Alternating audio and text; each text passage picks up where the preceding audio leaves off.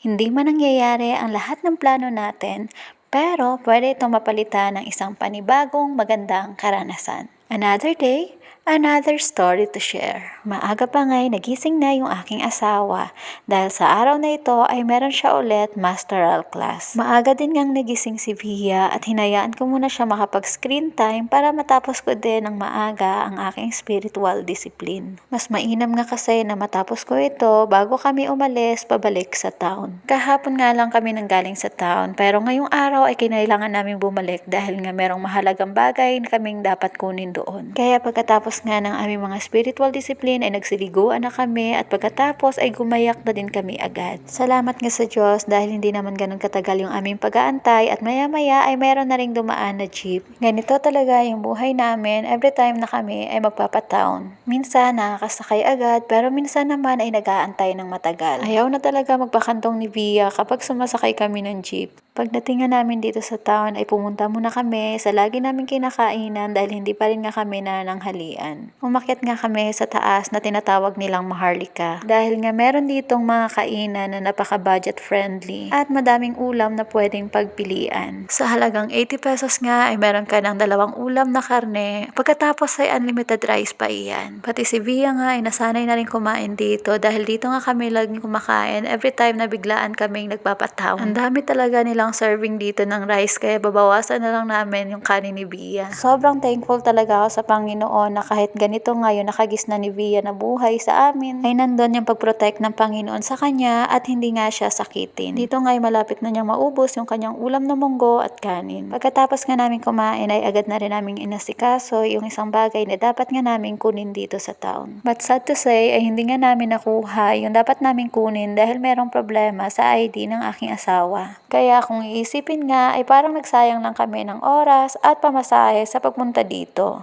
At ito na nga yung sinasabi ko sa inyo kanina na hindi man nangyari ang lahat ng aming mga plano, pero pwede itong mapalitan ng isang panibagong magandang karanasan. Naisip nga namin mag-asawa dahil nandito naman na kami sa town ay mamasyal na lang kami ulit sa mga pasyalan na hindi naman namin kailangan magbayad. Dinala nga kami ng asawa ko dito sa isang trending na street dito sa Baguio. Carante Street, kung hindi ako nagkakamali, iyon yung pangalan ng street na ito.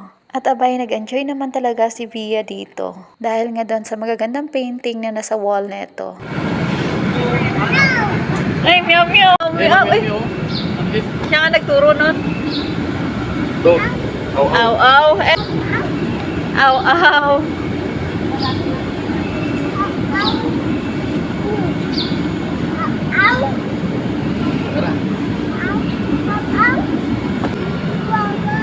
Flower! Flower, yes, flower.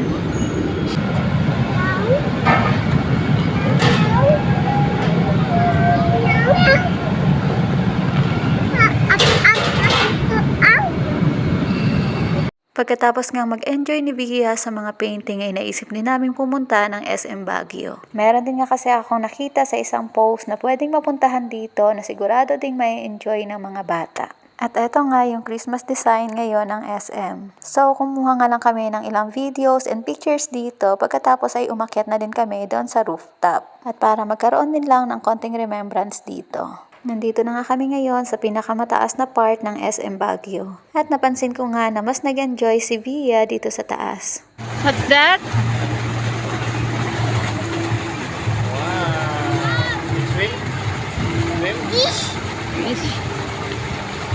Fish talaga yung laging binabanggit ni Via every time na makakita siya ng tubig dahil nga siguro yung fish ay nasa tubig.